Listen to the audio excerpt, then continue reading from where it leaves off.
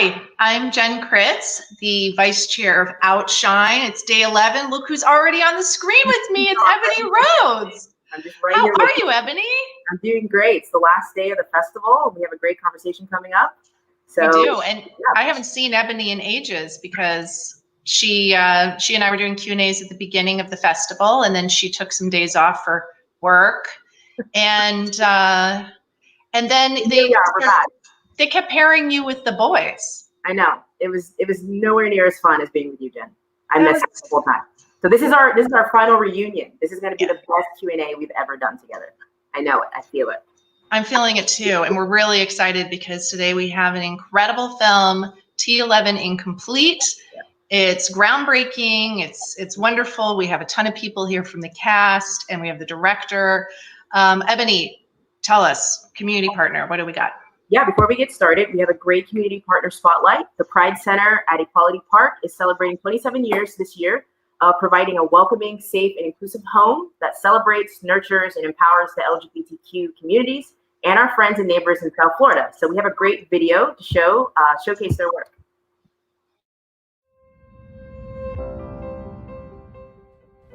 I love the Pride Center because they support the whole person, emotionally, spiritually, and socially. I love the Pride Center because we provide the most and the best services for seniors. I love the Pride Center because it prioritizes women's health. Because they showcase opportunity for creativity and the arts. They host more than 65 groups each month. Everyone gathers there. And they see the T in LGBT. We provide a welcoming, safe space. An inclusive home that celebrates, nurtures, and empowers the LGBTQ communities. And our friends and neighbors. In South Florida. We love the Pride Center because they provide forums for community dialogue. Because they link people who know their status to healthcare. The programs are forward-thinking and daring. I love the Pride Center because they put our family first. I love the Pride Center because they empower people with HIV. We connect women to amplify their voices. They help build a community for South Florida youth. Juntos somos una familia. I love the Pride Center because they use my donations responsibly and strategically. As volunteers, we're able to help others in need. Because a great community begins with a great community center. Because together. Together. Porque juntos. Together. Because together, we can make a difference.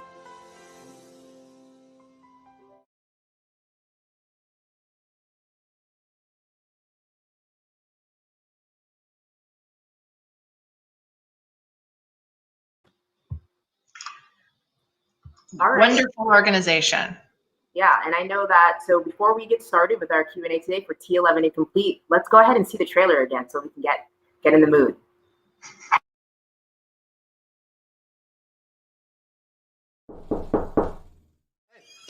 You're the nurse? Aide. Your accident was when? The car accident was 4 years ago. October.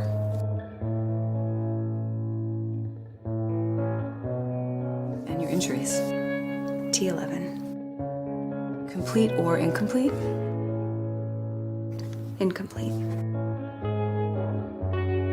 I still have some feeling.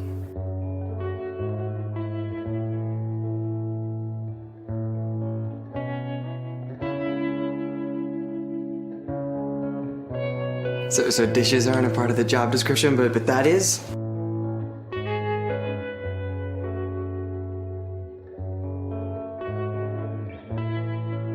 You never loved anyone, except yourself and your booze.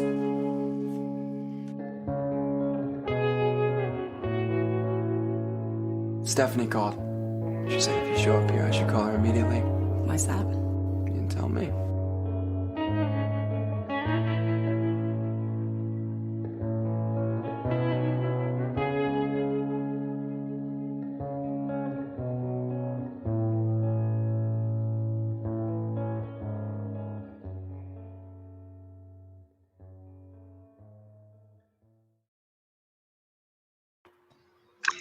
Well, we are excited to dig deeper and talk to the people behind T11 Incomplete. Our first guest today is the director, writer, and producer of T11 Incomplete. She is known for award-winning films like Stuff and an inspirational film called My Really Cool Legs. Welcome, Suzanne Guacci. You will recognize our second guest from Under Suspicion, CSI, Wanted, The Sopranos, and Stuff. She plays the lead character, Kate. Please welcome Karen Sillas. Our third guest is known for The Good Fight and Damages, as well as Nick and Nora's Infinite Playlist. He plays the role of Jack.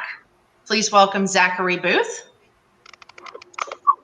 The fourth person on our panel is known for NCIS New Orleans, as well as Period's Big Adventure. She plays Elizabeth. We have Katy Sullivan. Our next panelist is no stranger to the LBT community. She was on The Real L Word, as well as the documentary we played here at Outshine called Girl on Girl. She plays Christy in this film. Welcome, Lauren Russell. And last, but certainly not least, he is best known for playing the title role in Billy Elliot, the musical in the West End. He has been in numerous French films and also plays and sings in a band called Alios. He plays Steve. Welcome, Colin Bates. Wow, what a group. What a group of hot people. Let's start with that. You know, it's too bad none of the guys are here from the film festival. They're not allowed because it's a women's film. And they would be gagging. All of them would be gagging, especially on Colin and Zach. So, so happy to see you guys here. So, Ebony, get us started with our first question. Yeah, so I'm so glad that you're all here. Thank you for being here. I would love to just open up with Suzanne. This is just such a beautiful film. I think there's so many layers to it. I think Jen and I were talking about this, having conversations. So there's a lot that we want to unpack. But just to start us out, I mean, could you just share, I know kind of for you, there's a personal element into why telling this particular story was important. Can you just give us a little background and some inspiration for it? Sure. I've said before in other interviews, you know, I didn't set out to tell this particular story. I wanted to tell definitely a story about disability, being a disabled woman, and I wanted to tell a story about nursing. Nurses have been just a huge part of my life. After my injury, I had a traumatic injury to my leg, which made me an amputee. So I had nurses very instrumental to my getting well and saving my life. And I had, you know, my in-laws who were both on hospice care at my house. So nurses, all kinds of nurses have been through probably the last 15 years of my life, very prevalent in the last 15 years of my life. And I have a lot of nurses in my family. So I set out to write just a nursing story and a story about disability. And I had no idea where it would lead me. And I started just reading about different disabilities. And I read Christopher Reeve's story. And I learned about quadriplegia and ultimately paraplegia. And what I learned about paraplegic was that there's two kinds, the complete and the incomplete. And when I read that, you know, an incomplete paraplegic still has some ability to feel, it just sort of was my gateway into the story, because then I realized, you know, that would be the injury. And then I wanted to layer the entire story with people who, you know, were broken to some degree, but still had some ability to feel, and, you know, which gives us all a little bit of hope. So that was sort of the way into the story. This is absolutely one of the best films that we've seen showcasing a lead character who's disabled. And it was done in such a positive way. We understand that your intent, Suzanne, was to cast as many people who were disabled or involve as many people who were disabled in the film, which I think is fantastic. So tell us about that process and if you were happy with the end result. Sure. Well, you know, ultimately you would assume that the wheelchair user role would go to an actual wheelchair user actress, which Judy Bowman, who's a wonderful casting director in New York, she and I, you know, we had so many conversations for so long about how to do this right and cast it right. So we put it out to that world, the wheelchair user actress world, and the pool is very, very small. And so, you know, I didn't want to compromise the integrity of the role, you know, just to get someone in a chair in the role, if that made any sense. You know, I needed a solid actress as well. So after we didn't get what we were looking for there. We opened it up to sort of the idea of, without, those invisible disabilities. And fortunately, Kristen Renton's agent had submitted her. And when we found out that, Kristen has lupus and she has one of those invisible disabilities as well, it just sort of made it satisfied the role for me. And gave me peace giving it to someone, because you get such criticism about using an able-bodied person in a wheelchair role, but I think we did everything we could to satisfy it the way it needed to be done and still fulfill as a director, me wanting to get the best actress I could in the role. And then from there we thought, how else can we incorporate disability into this story without it being so maybe on the nose and having a wheelchair a wheelchair using actress in there.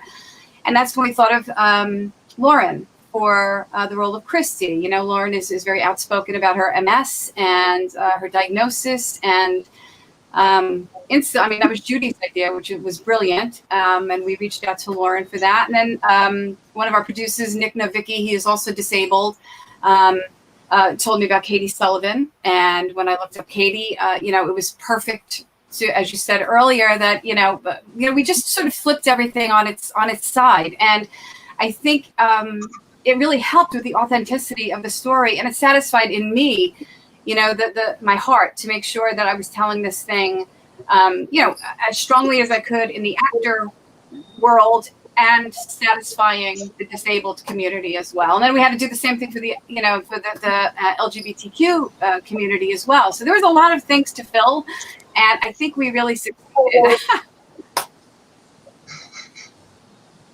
Definitely. I think that's something that's really great about this film, is just the different intersectionality that's present, that it's not kind of a critical story about any one particular, whether it be LGBTQ or being disabled, or, there's a lot of different characters. So speaking of the deliberate choices of casting, so Karen Sillas, I know, also featured in Stuff, another film that we showcased also in our film festival in 2015. So can you tell us a little bit about the process of casting and how that relationship goes from one character to another? Suzanne, did you get her question? Because Ebony's coming in. Yeah, no, I didn't. So let me state her question. She was talking about, first of all, we did have Stuff here at our festival in 2015. So we're thrilled to have you back for a second film.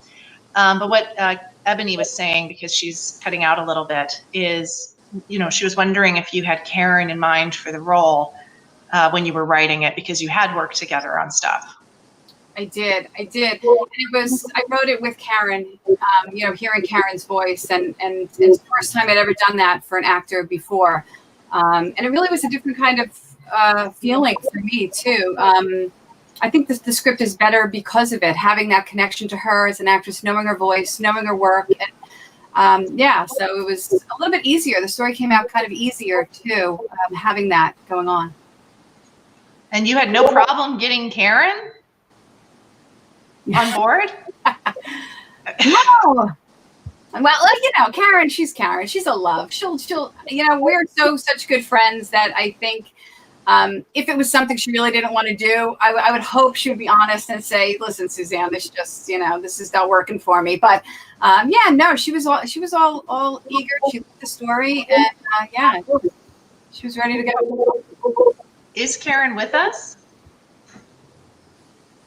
We have a bunch of questions for Karen, but we'll probably revisit them. And we lost Katy too. I haven't seen Katy, right? This is our last day, so we're just rolling with it. This is Q&A incomplete. Yes.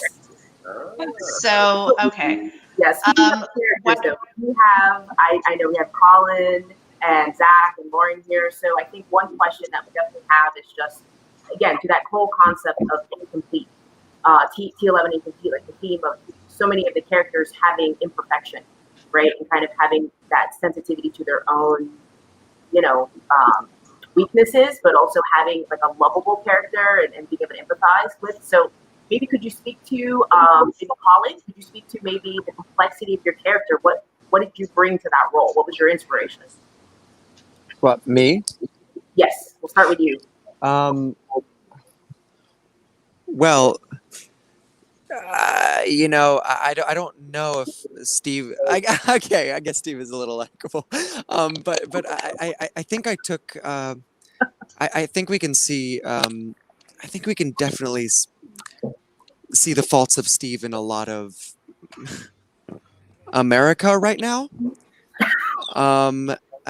Just being quite honest. I think he's very narrow in his mindset, and he's very.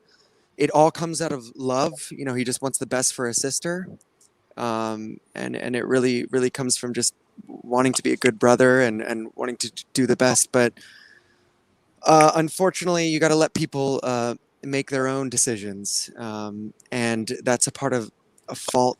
It's a fault that a lot of Americans and a lot of people in the world have, is they want the best for someone that they love, and so they'll do anything it takes to do the best for that person, even if it hurts that person, because only that person knows what they want best, and how best to live their life. So I mean, Steve tries to be a good guy, and I think at heart he's a good guy, but he makes a lot of mistakes, as you see in the film. Yeah. No, I think that's interesting, because kind of reading his character right now in this moment is a unique kind of lens, the read of like the one black character that's there and kind of this like insinuation. But I think that's also what came through, was that at the end of the day, Steve just really loved his sister and wanted to protect her. That's what I was just saying. I think the ability to kind of portray or humanize someone, a character that could normally be seen as just completely flat, I thought was just, I think he did a great job with that. So. Thank you. Thanks. Yeah. It was a fun one. Me and Suzanne had a lot of fun. Make it Steve.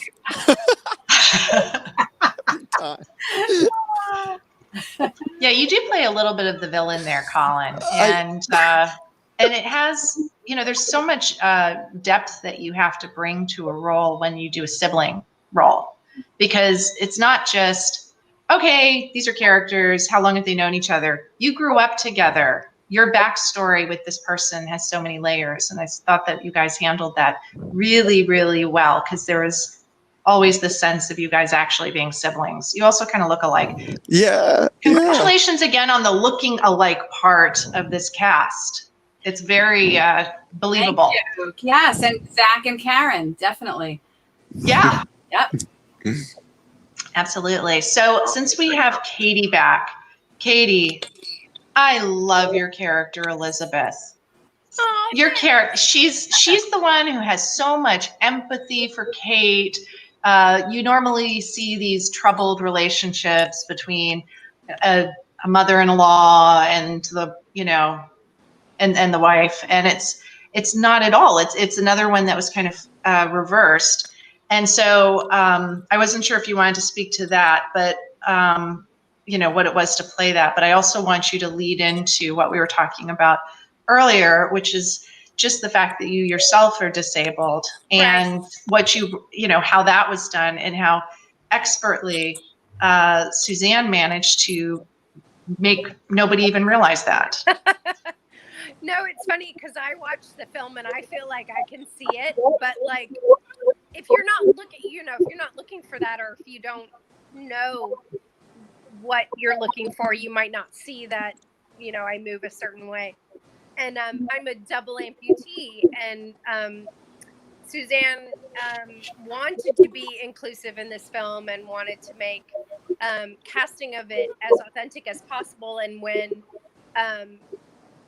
figuring out how to be inclusive, I feel like she sort of turned it on its head and had an able-bodied person play a disabled character and a disabled character, or a disabled person play an able-bodied character, which is really, I don't know that has ever been done before. So I think it's pretty interesting and innovative of her to do it.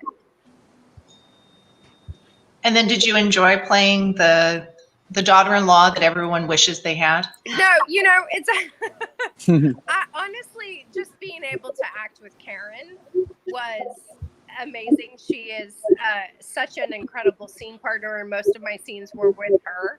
So, when you have you know, when you have an amazing scene partner, it makes your job easy. But yeah, I think Elizabeth is a character who is stuck a bit between a rock and a hard place, but I think she realizes that the relationship with her son and his grandmother is more important than, you know, the mistakes that people make. So that's I think it's a really, you know, it's a take on somebody not jumping to conclusions and saying that you no longer can communicate with my son, which I think is, you know, parents are protective and stuff, but I feel like Suzanne wrote a character that saw the importance of the relationship and stayed true to that. Yeah, there's also a great scene, Katy, where, you know, of no fault of Karen's, your son gets scraped up. Right. and I loved the writing, Suzanne, and how Katy portrayed that. I mean, and Suzanne, you're a mom, so I'm sure a lot of this came from your own experience of knowing when to judge and when to love. Absolutely. But it was great. Thanks. I was gonna say, so knowing when to judge and when to love. Like, jumping to Zach, for your character with Jack, I feel like it's definitely one of those characters where we see an arc from the beginning to end, some of the anger and frustration early on, and then kind of seeing his kind of meeting his mom right at the end. At least that's how I was kind of reading it. So how did you feel about his character? I mean, maybe which part of that did you identify with most, or that was easiest to bring to the character? Which parts were difficult? I don't know. Just like, how was that for you? Well, I think the navigating of it was helped a lot, as other people have said, by the talent of the cast around you. And also, like, Suzanne, she knew her story and she knew her characters in and out. And so she really guided me through it. What I thought was the most interesting about Jack for me as an actor is that when it's like when you meet somebody out in the world and they're just acting terribly, you know, the crazy person at the grocery store, I shouldn't say that word, but the person behaving badly at the grocery store, you know, do you think ever, like, what happened to that person earlier today? Like, how did we get to the place where they're, like, throwing bread in the grocery store? And, like, Jack is like that, right? We don't see the trauma. We don't see, we get an idea that Karen had a drinking problem. It's talked about, but we don't know what the ins and outs of this trauma is.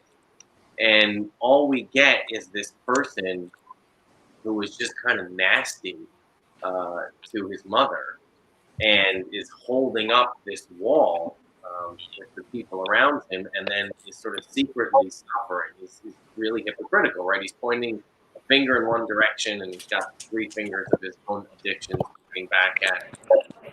So it's important to not judge that, right? And to just like tell itself and trust, as much as like an actor, I'm trained to try to find what's likely about a character, to actually trust his ugliness and know that that's an important part of the story.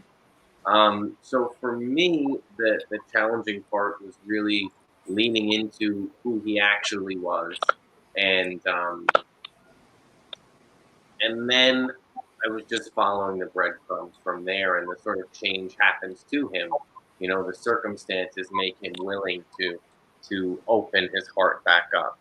And you know, looking at Karen, it's hard not to, like, you know, fall in love a little bit, even if it's mother love, mother-son love, you know. Do we have Karen Sillas back? Oh no, you're muted. Oh, I'm back. Great. I changed. We've been talking about you a lot. And now I'm back in my jeans and my t-shirt, the way I like it. So Karen, we were talking about your character and how you were always thought of in Suzanne's writer-director mind right from the beginning. And your character really has a hard time making ends meet. Your character has a questionable conscience, certainly when it comes to theft. You know, and yet you play this role with such honesty and such innocence. And Ebony and I were talking about this earlier. We wanted to, if you could go into a little bit of her backstory, maybe, as well as what your process was.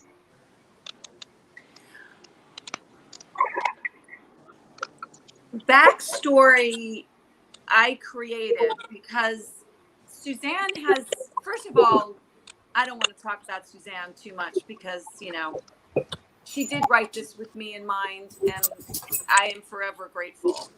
To have a director, writer write something for you is the biggest honor an actor could ever have. So let's just start with that.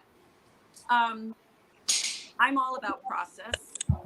She did not necessarily give me a backstory to Kate, so I had to create it, which I love doing. It's my upbringing with the actor studio method, the way I was taught. My acting approach is always, I think I wrote 100 pages of my backstory for Kate. I read a lot of books that Suzanne suggested. The process was really between Suzanne and I, like knowing this character is so not me. Of course, there's parts of her that are me, right? As actors, we all, garner and gather all the parts of ourselves to create these roles. But there was something about her that was so foreign to me. And Suzanne always wrangled me. I think I had one day off the entire month we were shooting. And when I came back to the set that one day off, I had a little skip on my step. I was like, woo, hey, everybody. And she was like, where's Kate? Where's Kate? And I was like, oh, right. Because it's just such a different energy. So, so process, I created a lot of backstory internally. As I said, Suzanne does not necessarily put everything on the page, which is can be really frustrating, but also really liberating, because then I can go anywhere with it and change it up. So I don't know if that answered your question. Yeah, absolutely. I was going to say, I think it does answer the question, but it's like there's another question where she's like, okay, so you're filling in the backstory of her character, but we just really wanted to know, in your mind, was Kate gay at all? Like, what was she? I know that she was divorced at a time, but was this the first woman she was with, or how did you have that in? So yes, Kate had a relationship, and it's not clear in the final script, in the shooting of it, where Zach, my son, says you and what's her name, Suzanne? I think it was Cynthia. Cynthia. You and Cynthia. Yeah. So, but we cut that out at the last moment. It wasn't necessary, but yes, I had a relationship with a woman, and I think that I'm probably bi. I mean, just love whoever's in front of me. Suzanne and I never really discussed the specifics of that, but certainly loved Cynthia, and loved my husband, but I also was a major alcoholic. So, that relationship just dissolved. And Suzanne, if you want to comment any more about that. Yeah, I think that the alcoholism was a coping mechanism too for the homosexuality. I think we talked about that too.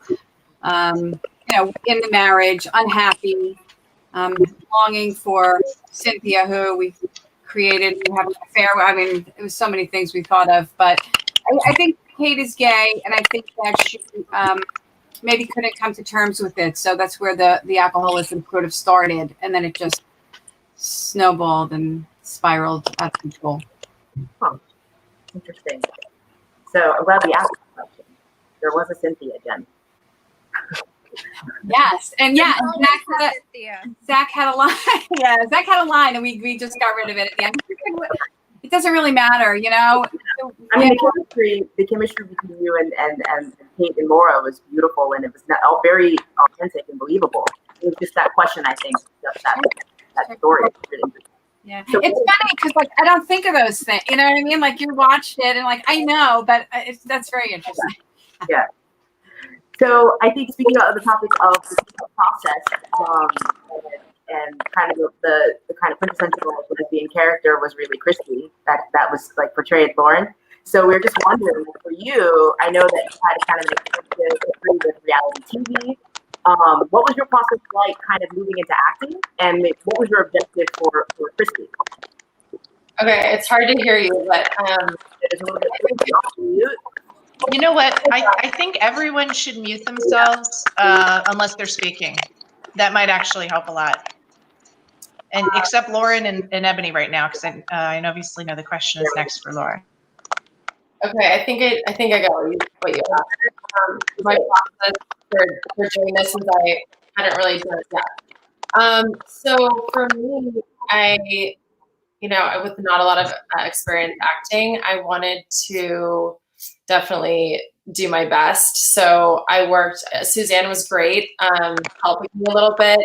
I worked with a couple different acting coaches, and I was really nervous, but I put in some work, and I spent a lot of time just trying to do the best I could and really develop this character and the backstory. And can you still hear me?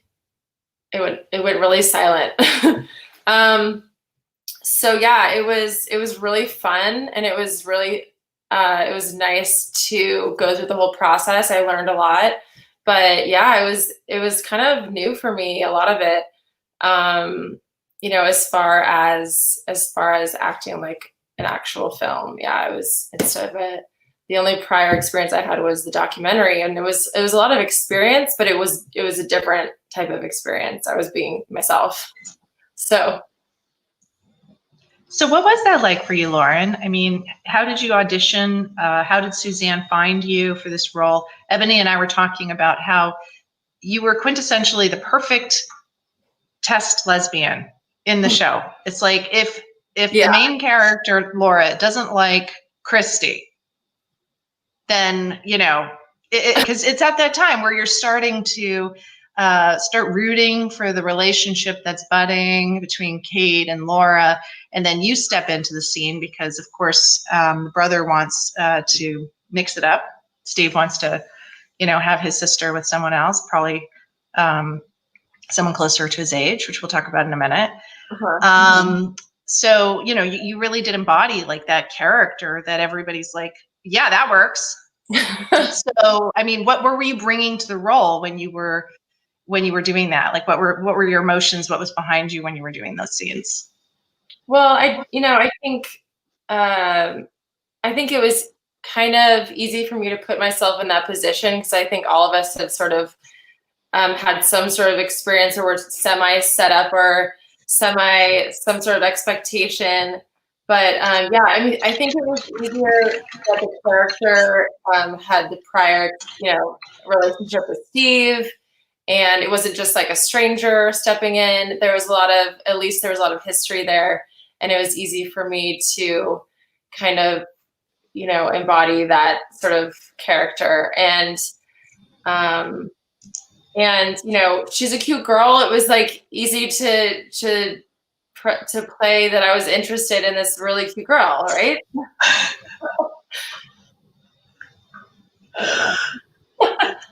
Chloe, I love that. Just like that was it.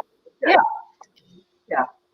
So so speaking of, I know this was my one question that I really wanted to ask of Suzanne. When I was first viewing the film and seeing it, for me it kind of immediately stood out as a film about a love story between these two women with a significant age difference. So why choose to write it that way?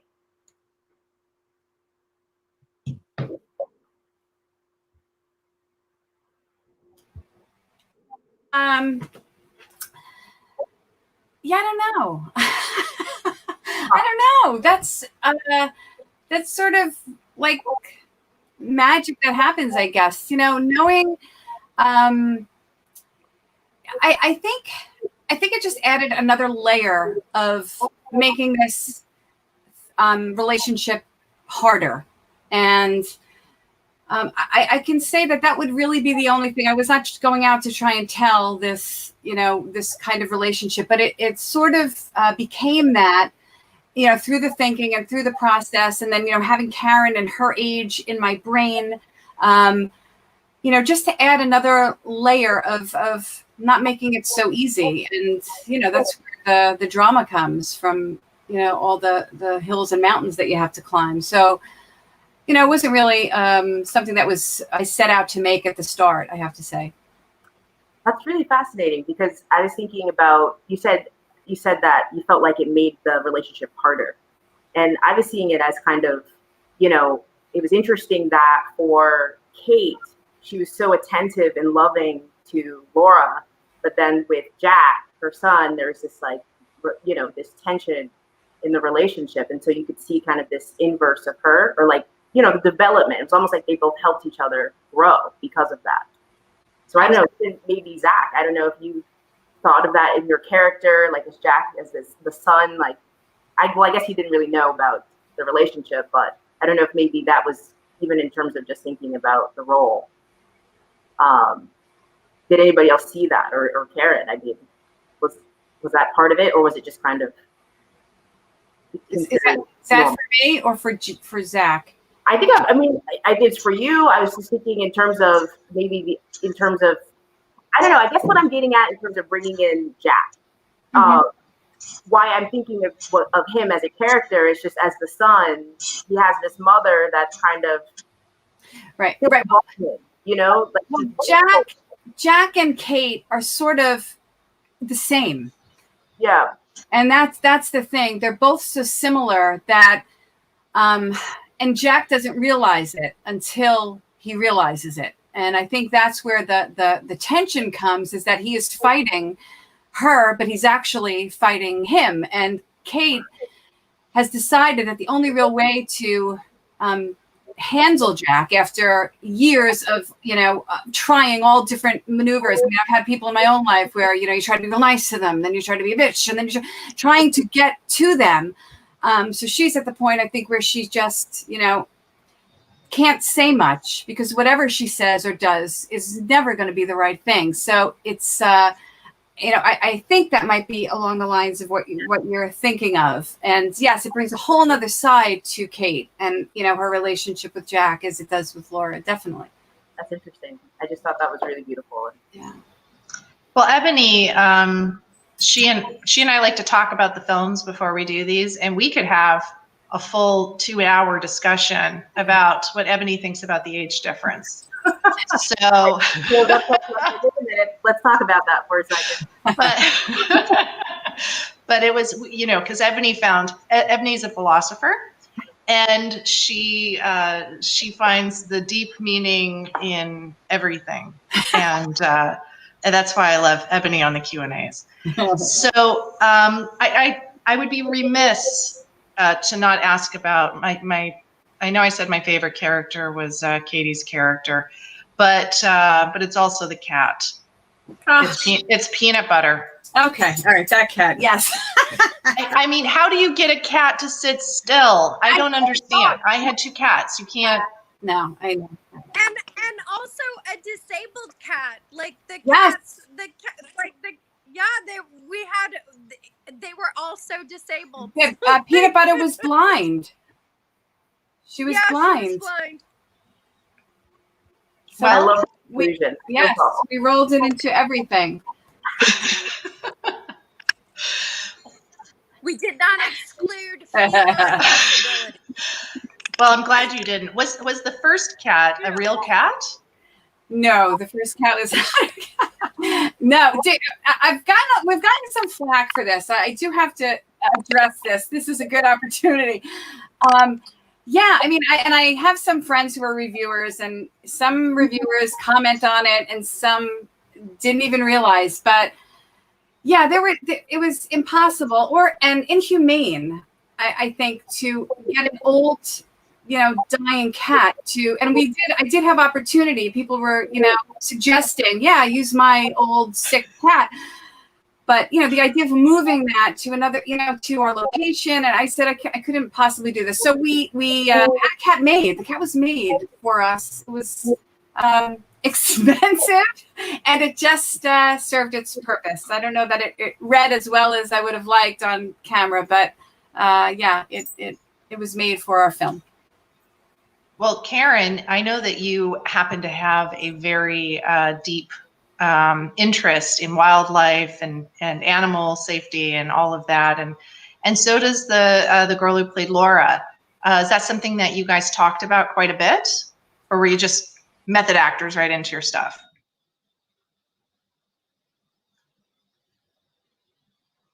Oh, you're muted, Karen.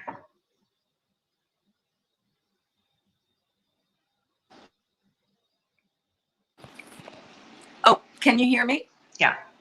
Okay. No, we didn't really talk about that. I think we're nature lovers. I think actually everybody in this cast is a freaking nature lover. I mean, all of us love being in nature, right? Hello? No, I just really do. I'm a gardener. I mean, I make 80% of my food is from my backyard. And farmers markets and animals and wildlife and traveling. So I don't think none of us we didn't really talk about it. We just showed up. Yeah. Just. Kristen, though, is a very an advocate for animals. She rescues dogs, and I know she does a lot of fundraisers and speaks at events and stuff. So I know it's very important to Kristen. Yeah. Well, look, I know we have to wrap this up, and I'm so sorry we got started a few minutes later, but this film meant a lot to me personally. I also believe that disabilities and the visibility of showing disabilities in a positive light is so important. And what you have achieved through this film is spectacular. And to put together this cast, Suzanne, all A-list people, I mean, this is really, Karen in particular having an enormous body of work, Zach Booth, my goodness. Colin, I wish I would have seen you. I may have seen you. on the West End, actually, because I did see Billy Elliot right in the beginning. And you guys are just such a terrific group together. Thank you so much for coming. Ebony, you're always my favorite co-host. Don't tell anyone else. Thank you all for coming. Thank you for coming to Outshine Film Festival and supporting Film Festival. Thank you to our virtual audience. We look forward to seeing you guys at the next actual festival or next virtual festival. And please, if you haven't seen it yet, make sure you check out T11 Incomplete, one of the finest films of this festival. Thank you all so much. Thanks for having us. Thank you. Thanks, everybody. Thank you. Can you roll the trailer one more time? Yeah, roll the trailer, Alexis.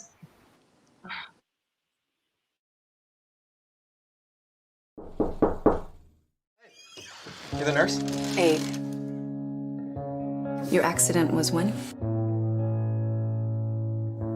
The car accident was 4 years ago. October.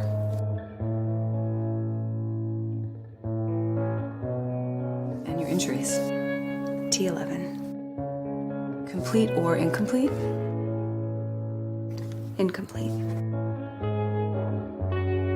I still have some feeling.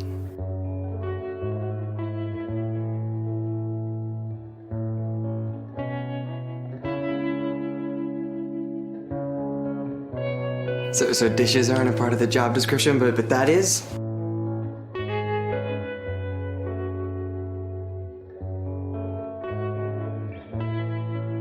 You never loved anyone, except yourself and your booze.